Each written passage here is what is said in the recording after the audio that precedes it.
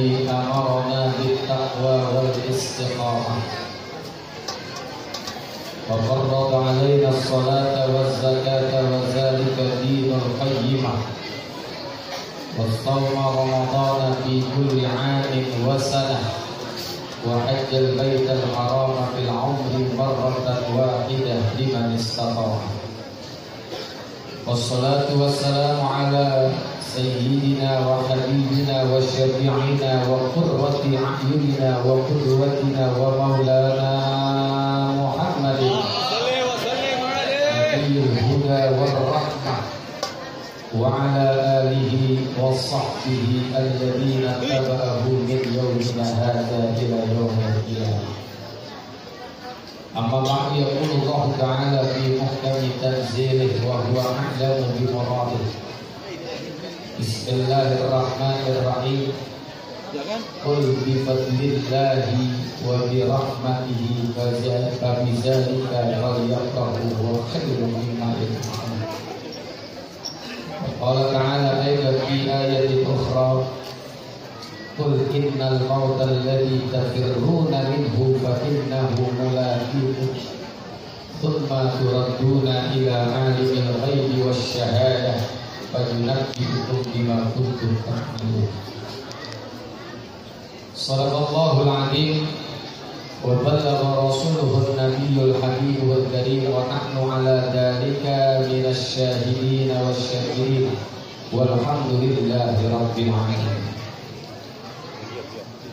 Hadratil muhtaramin wal muhtaramat, para alim ulama, para kiai, para guru, asatidzah, orang tua, para sesepuh, wabil khusus sahibul majlis, guru kita al-muhtaram wal muhtaram Bapak Haji Sofwan Saudi, yang kita doakan beliau sehat panjang umur, bertambah ilmu, tambah rezeki, hidup yang manfaat buat kita semua, bisa membimbing kita ke jalan yang ridha Allah Subhanahu wa taala. Dan juga saya mohon maaf, banyak sekali guru-guru kita yang hadir, yang semoga dengan hadirnya guru-guru kita pada majlis ini menjadi penambah turun rahmat Allah Subhanahu wa taala. Segenap panitia peringatan haul yang semoga semua dirahmati Allah. Amin. Dari kepolisian, baik TNI juga, Bapak RT, Bapak RW, dan juga lurah atau yang mewakili, yang semoga semua dirahmati Allah Subhanahu wa taala. Para jamaah, bapak-bapak, ibu-ibu, hadirin hadirat yang semoga kita semua dimuliakan Allah Subhanahu wa taala. Syukur alhamdulillah, pada malam hari ini kita bisa hadir dalam acara haul guru kita almarhum al-maghfur Bapak Ki Haji Muhammad Syahruddin, yang semoga hadir dan duduknya kita di majlis ini mendapatkan curahan rahmat dari Allah Subhanahu wa taala, dan hadirnya kita di tempat ini dapat mengambil ilmu-ilmu dari guru-guru kita yang nanti akan menyampaikan tausiah. Bapak Ibu jamaah yang saya hormati dan saya muliakan, kalau kita hadir di acara semacam ini haul contohnya, saya jadi teringat satu hadis Rasulullah sallallahu alaihi wasallam yang dikutip oleh As-Sayyid Abdul Wahab Asy-Sya'rani di dalam kitab Al-Minnah As-Saniyah ala Wasiyatil Matbuliyah. Rasulullah sallallahu alaihi wasallam pernah berpesan kepada Sayyidina Ali, "Ya Ali, tasaddaq ala mautak.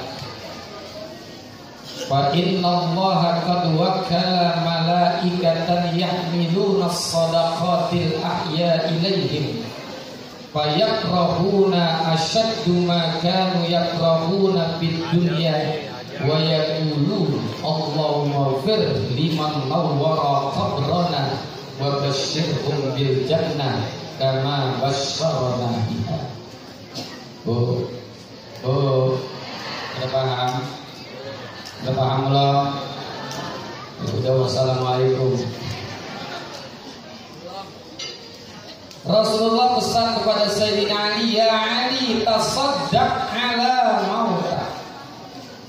Wahai Ali, sedekah itu orang-orang yang sudah meninggal di antara kamu.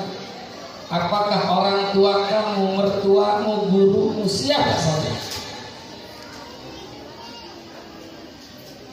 Ini bisa jadi sedekah, bisa jadi hadiah.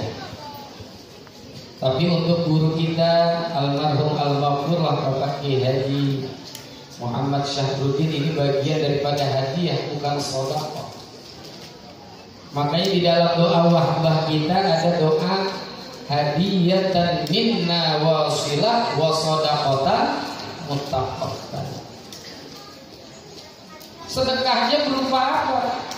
Bisa berupa materi, bisa juga dengan bacaan-bacaan yang kita lantunkan dari mulai Fatihah, Al-Ikhlas, Al-Falaq, An-Nas dan lain sebagainya. Berupa materi ini kita pada malam hari ini tuh. Tadi saya di depan saya ada anggur, ada jeruk, ada apa lagi tuh? Bangsa tadi tuh. Ada lemper. Ini bagian daripada sedekah. Kalau tidak mampu dengan materi, bisa dengan kalimatul thayyibah, bacaan-bacaan yang baik. Maka Rasulullah pun selanjutkan sabdanya, fa innallaha qad wakkala malaikatan yahmiluna shadaqatil ahya ilaihim. Maka malaikat-malaikat ditugaskan oleh Allah untuk membawa sedekahan-sedekahan orang yang hidup yang akan disampaikan kepada orang yang telah meninggal dunia. Ini orang-orang yang meninggal dunia yang kita berikan sedekah. Fayakrahuna asyaddu ma kanu yakrahuna fid dunya. Mereka itu akan gembira, yang kegembiraannya melebihi kegembiraan ketika mereka masih dalam keadaan hidup. Kita nih gembira Bu, contohnya nih Bu, ada yang bayar kontrakan 10 pintu, satu pintunya 20 juta, dapat arisan 15 juta. Gembira gak? Gembira. Itu semua kalah dengan kegembiraan orang-orang yang meninggal dunia ketika mendapatkan hadiah sedekah dari orang hidup. Saking gembiranya mereka berdoa, Allahumma liman nawwara qabrana. Ya Allah, ampunilah orang-orang yang telah menerangi kubur-kubur kami. Ini kubur-kubur orang tua kita pada malam hari ini terang. Percaya apa enggak? Karena di dalam kitab Syarhus Sudur bi ahwalil amwati wal kubur, Al-Imam Jalaluddin As-Suyuti menyebutkan, apabila ada seorang anak membacakan Fatihah untuk orang tuanya yang sudah meninggal dunia, maka bacaan Fatihah itu akan masuk ke kubur orang tuanya berupa cahaya yang cahayanya sebesar gunung Uhud. Kalau nggak percaya mati, kita bacain rame-rame.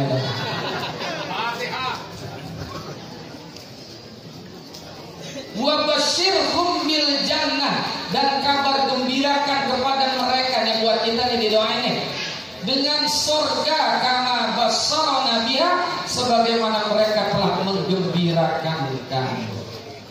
Keuntungan yang pertama buat orang-orang yang telah meninggal dunia, khususnya Allah almarhum al-maghfurah Bapak Kiai Haji Muhammad Syahruddin.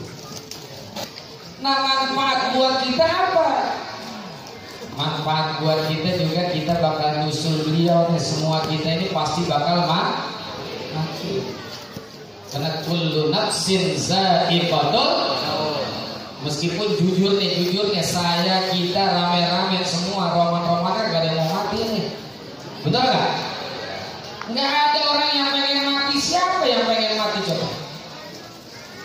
Karena yang namanya panjang umur itu lintas orang, lintas generasi. Gak peduli orang kaya, gak peduli orang miskin, gak peduli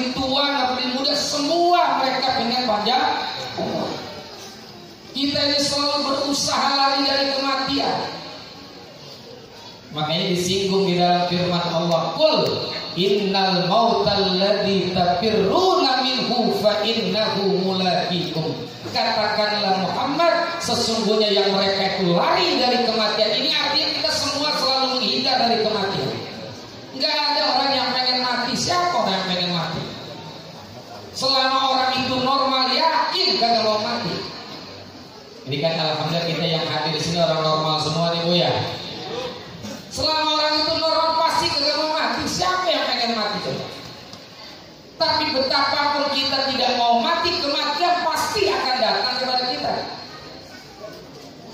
Makanya jangan suka bercita-cita pengen mati. Kita mau mati ya mati, kita nggak mau mati juga tetap bercita-cita pengen mati. Kan ada orang yang pengen cita-cita pengen mati itu, ada anak muda ditinggal pacarnya. Dia bilang aku tidak bisa hidup tanpa dirimu. Lebay. Nah, kematian ini sesuatu yang pasti, semua orang pasti akan mati. Namun kadang-kadang mohon maaf nih, kita ngomentarin kematian suka salah. Kalau ada orang sehat, kagak sakit, seger buger, dikabarin mati, kaget apa kagak? Kaget apa enggak? Kaget. Kita suka komentar lah, kan kagak mati, kagak sakit. Tadi masih hadir acara haul, ketawa-ketawa mana buatan berkatnya banyak juga lagi. Sementara kalau ada orang yang sakit udah lama dikabarin meninggal, kita komentar gampang. Mau lama, gitu kan? Padahal sehat, sakit, tua, muda, kaya, miskin, semua pasti bakal mati. Yang jadi permasalahan ini bukan matinya, bagaimana setelah kita mati. Makanya Imam Syafi'i dalam kitab Maraqil Ubudiyah, syarah daripada kitab Bidayatul Hidayah, beliau pernah mengucapkan, "Lau kunna iza mutna turidna lakanal mautu rahatan likulli hayyin walakinna iza mutna bu'ithna wa nus'alu ba'da dza'an kulli syai'in."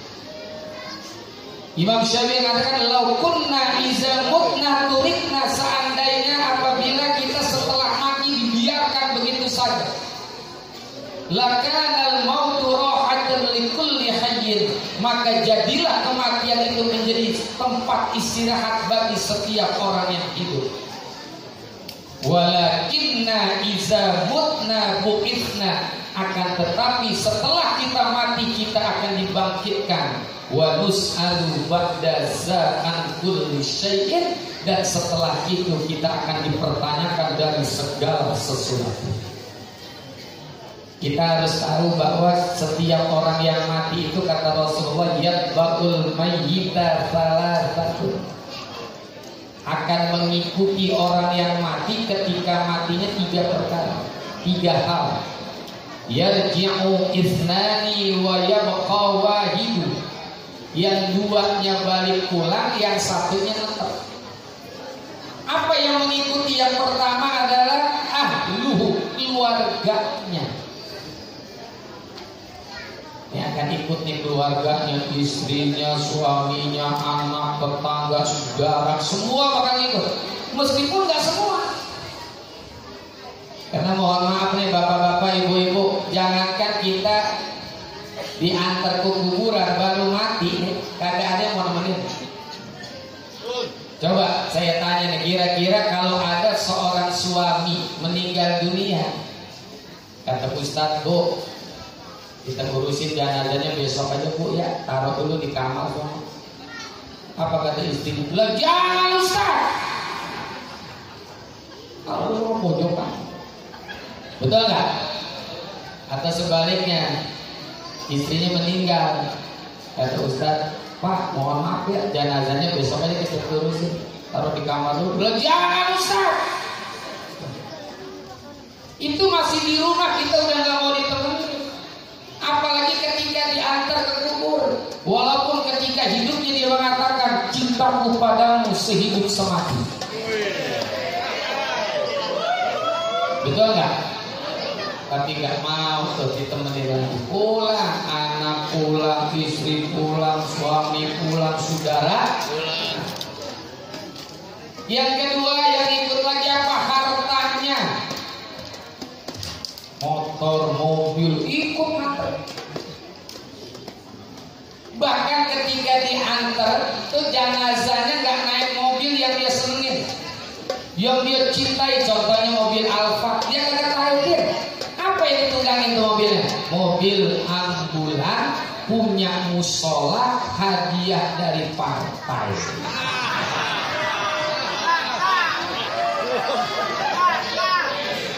Mobil Alphard yang dia punya, mobil Rubicon yang dia punya, dia nggak taikin, dia taikin mobil ambulan. Itu ambulan kepanjangannya angkutan mayat butuh jalan cepat. Ambulance. Dia nggak taikin itu mobil Alphardnya, dia taik mobil APV. Ambulan, padahal waktu hidupnya dia paling gak gede banget naik mobil terus bantingannya keras. Tapi ketika dia mati, mau atau tidak, dia naik mobil ambulan. Janais lagi, aduh. Janais lagi. Mobilnya pulang, motornya pulang, sampai tikar bekas dibawa pulang. Kalau kelupaan kata yang bawa, ya tikar bekas mana tadi? Ya kan ada di kuburan, ambil. Buat apa? Ya lumayan, buat apa kangen gaple. Sampai tikar bekas pulang. Dan yang ketiga yang mengikuti apa? Amalnya. Amal yang baik ataupun amal yang harta yang dia miliki, yang dia banggakan tidak bisa menolong. Anak yang dia kagumi tidak bisa membantu. Makanya dulu ada lagunya tuh. Bila Israel jasad terbujur di pembaringan, seluruh tubuh akan menggigil sekujur badan. Ada lanjutannya tuh. Tiada lagi gunanya harta kawan karib, sanak saudara, jikalau ada amal di dunia, itulah hanya pembela kita. Anak yang kita banggakan. Kali anak kita tentara, kali punya pangkat tinggi, jenderal barangkali, dia punya prajurit banyak, nggak bisa nembakin malaikat yang bakal menyangkut dia di kuburan. Harta sudah nggak berguna lagi, obligasi sudah tidak berguna lagi. Yang berguna apa? Amalnya. Maka sering-sering dengerin lagu tadi tuh, lagu Panona alus irung alus irung. Ini mati Di dalam kolam, Tat. janda yang mana? Ya salah. Ya, yang gitu ada. Ini bahasan kuburan ini serem ini. Tuh kuburan kita lihat betapa sempitnya, betapa panasnya, betapa gelapnya secara zahir kita lihat. Dan yang kedua, yang jaga kuburan malaikatnya dua. Kalau surga satu, neraka satu, tapi yang jaga kuburan dua. Padahal tempatnya kecil. Saya pernah bertanya sama guru saya, guru, kok itu kuburan kan tempatnya kecil, kok malaikatnya ada dua, surga yang begitu sangat luas, kok yang jagain malaikatnya satu, kenapa kuburan dua? Jawaban guru saya gampang. Kata guru saya, itu kerjaannya beda-beda. Yang satu nanya, yang satu memplang. Masya Allah. Di dalam kubur kita akan mendapatkan 5 pertanyaan. Man rabbuka, wa ma imamuka, wa ma kiblatuka wa man nabiyuka wa man ikhwanuka. Ini minimal yang pertanyaan. Makanya mumpung masih pada hidup nih ya kan, musuh pada hidup nih ya, saya bilangin apalin jawabannya biar bisa jawab. Ngapalinnya jangan pakai mulut. Kalau pakai mulut kita nggak bawa SIM aja, kalau naik motor ditangkap polisi. Jawaban kita mau, betul nggak? Apalagi dia nanya malaikat. Masya Allah. Mudah-mudahan Allah selamatin kita nih. Kalau almarhum insya Allah termasuk orang yang sudah mati husnul khotimah. Makanya selalu saya boleh sebutkan ini, beliau ini termasuk matan nasu wa ma matat makarimuhum. Orang yang sudah meninggal tapi kemuliaan tidak meninggal. Orang yang sudah pulang ke rahmatullah tapi kemuliaan tetap ada. Kita lihat dia punya pesantren, punya murid, senantiasa mendoakan beliau. Makanya acara haul seperti ini menjadi stimulan, rangsangan buat kita, motivasi, dorongan buat kita. Bagaimana kita bisa mengikuti langkah-langkah orang-orang yang telah menutup hidupnya dengan husnul khotimah. Kalau kita ini kan belum jelas. Hari ini saya ustaz, hari ini kita kiai, tapi besok ketika mati kita belum tentu menjadi kiai, kita belum tentu menjadi ustaz. Betul? Maka doa kita, Allahumma inna nas'aluka husnal khatimah wa na'udzubika min syarril akibati wasu'il. Jadi kita ini semua bakal mati untuk membenarkan firman Allah, inna lillahi wa inna ilaihi. Ini gak bisa kita lari dari kematian. Mau lari kemana kita? Mau berobat kemana? Cari dokter yang paling hebat sekalipun di Indonesia, bahkan di dunia sekalipun kita cari dokter yang mampu mengobati penyakit yang namanya gagal napas. Bu, penyakit apa bu? Gagal napas. Semua kita juga bisa lari. Silakan berobat kemana saja, silakan. Kita pernah saksikan dulu salah satu artis namanya Olga Saputra berobat ke Singapura. Beliau meninggal nggak? Mati nggak? Guru kita Ki Haji Arifin Ilham berobat ke Singapura, meninggal nggak? Istri daripada Pak SBY ketika berobat ke Singapura, meninggal nggak? Siapa lagi? Taufik Singapura juga. Meninggal juga.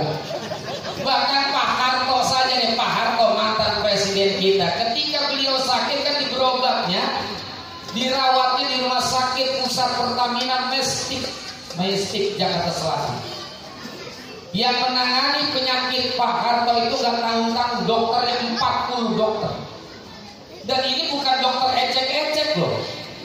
Dokter-dokter yang diambil dari rumah sakit besar untuk merawat beragam macam penyakit yang dimiliki oleh Pak Harto. Pada akhirnya beliau meninggal mana? Apalagi kita yang berobatnya pakai BPJS. Itu kelas 3 gitu, enggak ada 3 bulan. Datang ke rumah sakit belum dapat kamar udah belum mati kita. Kita bakal mati meskipun kita ini nggak mau mati. Manusia kan begitu, selalu menghindar dari mati. Jangankan orang yang sudah mati, yang masih hidup aja nih, yang masih hidup nih, yang udah mau mati itu disinggung di dalam Al-Quran. Wa anfiqu mimma razaqnakum min qabli ayyatiya ahadukumul maut fayaqula rabbi laula akhartani ila ajalin. Itu yang udah mau mati minta dimundurin, bukan 1 jam, bukan 1 menit, 1 detik diminta. Mau ngapain? Fa asaddaq wa akun minas shalihin. Aku ingin sedekah dan pengen jadi orang soleh. Kalau kita udah kasih aja, dia pengen sedekah, pengen jadi orang benar, kasih. Tapi Allah enggak, wala yu'akhirullahu nafsan iza jaa.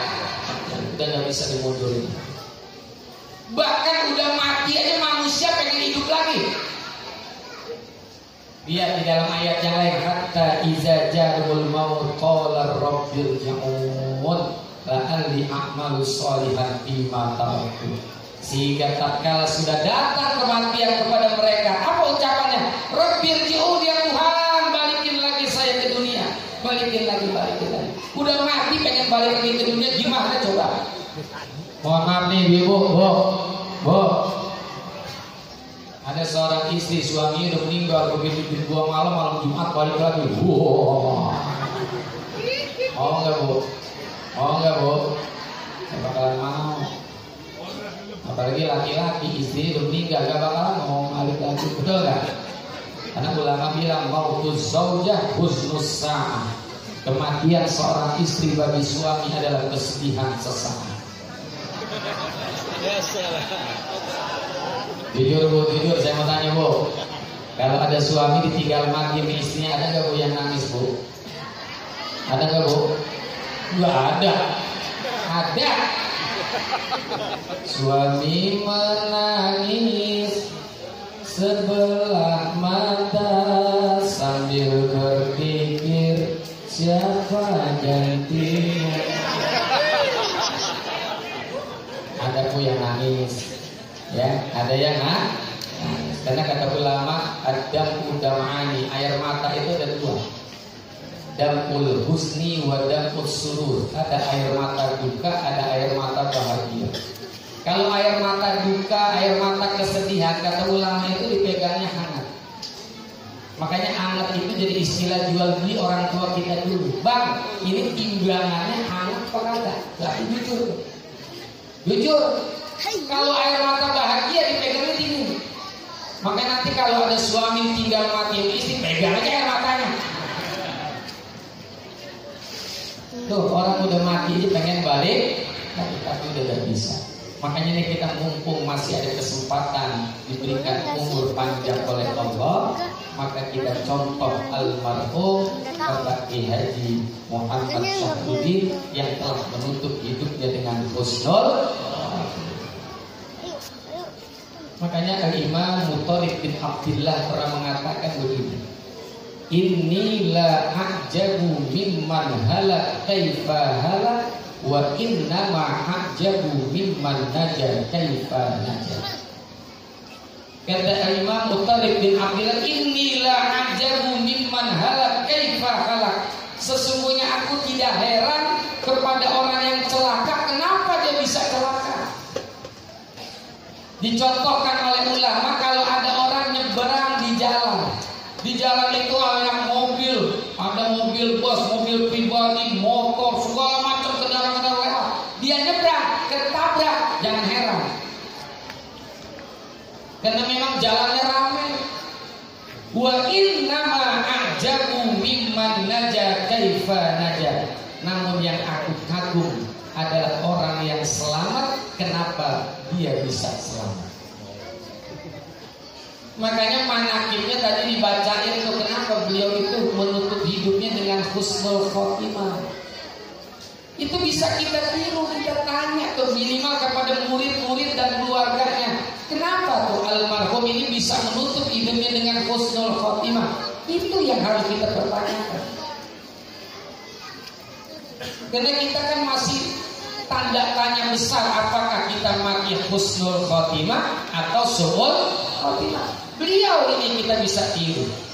Beliau tinggalkan ini pondok pesantren yang luar biasa, Minhajut Talibin, Masya Allah. Murid-muridnya selalu mendoakan. Beliau sesungguhnya tidak mati, sesungguhnya masih hidup. Inilah orang yang punya ilmu untuknya. Jadi orang yang punya ilmu itu kata ulama bukan meninggal, enggak, masih hidup. Karena setiap ada pengajian Fatihah selalu dikirimkan untuk almarhum. Betul? Ulama bilang akhul ilmi hayyun khalidun ba'da mautihi wa awsaluhu tahta turabir rawim. Orang yang punya ilmu itu sebetulnya masih hidup kekal abadi. Wa awsaluhu tahta turabir rawim. Betapapun tulang belulangnya sudah habis dimakan oleh tanah. Ini almarhum al-maghfurlah, sesungguhnya beliau tidak mati. Beliau masih hidup.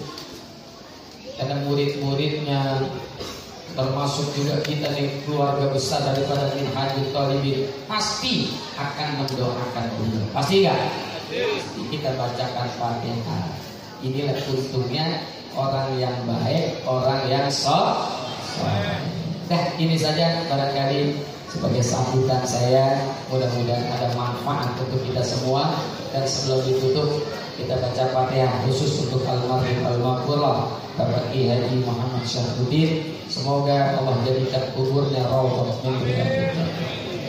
Allah senantiasa terima segala amal baiknya. Allah ampuni segala kesalahan dan dosanya. Keluarga yang ditinggalkan senantiasa diberikan perlindungan oleh Allah Subhanahu wa taala. Anak-anaknya menjadi anak yang saleh dan salihah, dan kita sebagai murid-muridnya bisa meniru jejak langkah baik beliau untuk menggapai keridhaan Allah Subhanahu wa taala. Al-Fatihah.